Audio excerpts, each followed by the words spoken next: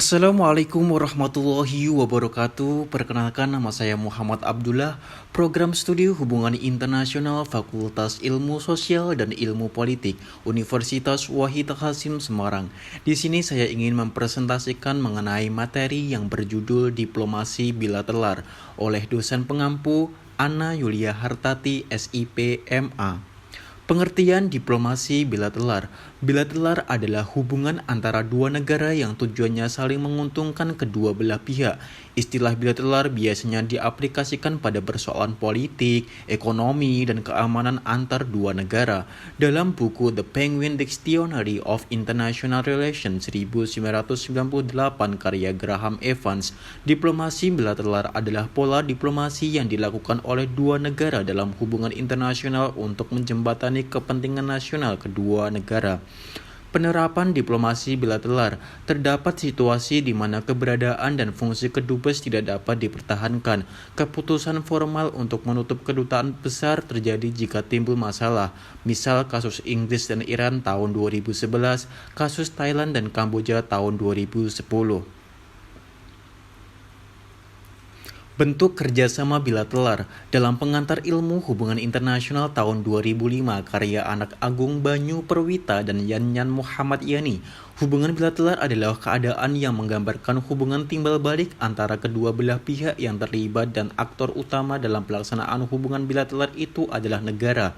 Anak Agung Banyu Perwita dan Yanyan Muhammad Yani mengatakan, dalam proses hubungan bilateral biasanya ditentukan oleh tiga motif, yaitu yang pertama memelihara kepentingan nasional, yang kedua memelihara perdamaian, dan yang ketiga meningkatkan kesejahteraan ekonomi. Contoh bentuk kerjasama bilateral: kerjasama Indonesia dengan Jepang, kerjasama Indonesia dengan Cina, kerjasama Indonesia dengan Amerika, dan lainnya.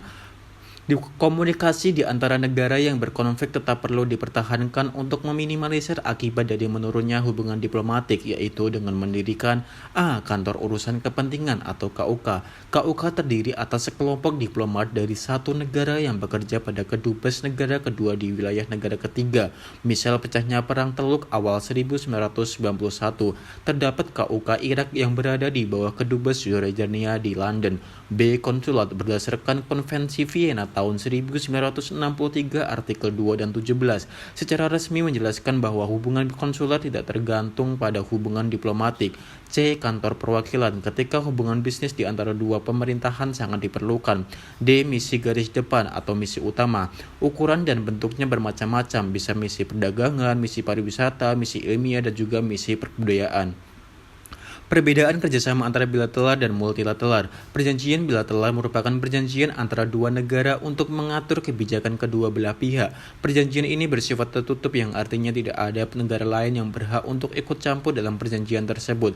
Perjanjian multilateral merupakan perjanjian yang diadakan oleh beberapa negara untuk mengatur kepentingan bersama antar peserta perjanjian tersebut. Perjanjian ini dapat dilakukan oleh negara manapun yang telah sepakat untuk menjalin kerjasama. Hubungan diplomasi bilateral Georgia dengan Indonesia. Indonesia dan Georgia sepakat tingkatkan kerjasama ekonomi dan perdagangan serta investasi. Instrumen diplomasi bilateral yang dipakai Georgia adalah sama, di mana perluasan kerjasama di bidang ekonomi, perdagangan, investasi, dan pariwisata menjadi isu utama kedua negara dalam forum konsultasi bilateral atau FKB. Dengan tren perdagangan yang cukup modest, sekitar 50-60 juta dolar Amerika Serikat setiap tahun, Indonesia perlu terus memanfaatkan Georgia sebagai negara tujuan ekspor yang penting di kawasan Kaukus. FKB juga membahas langkah tindak lanjut peningkatan business to business contact yang masih sangat minim melalui pengiriman misi dagang dan partisipasi pada pameran dagang dan investasi. Interaksi rutin antar pebisnis akan mendorong kedua pihak untuk saling memahami kultur berbisnis masing-masing negara. Kedua delegasi juga membahas upaya peningkatan people to people contact, baik berupa kerjasama antar universitas, beasiswa seni budaya, dan kerjasama antar diklat diplomatik kedua negara. Indonesia juga berharap pemerintah Georgia memberikan fasilitas bebas visa untuk warga negara Indonesia pemegang paspor biasa. Kemudahan ini diharapkan dapat membantu upaya saling kunjung antara Indonesia dengan negara penduduk sekitar 3,7 juta jiwa tersebut. Pertemuan FKB telah menjadi salah satu mekanisme untuk lebih mempererat hubungan kedua negara yang saat ini telah terjalin selama 26 tahun. Selain isu bilateral, kedua negara juga bertukar pandangan mengenai perkembangan politik domestik, isu-isu regional dan internasional. Demikian, terima kasih. Wassalamualaikum warahmatullahi wabarakatuh.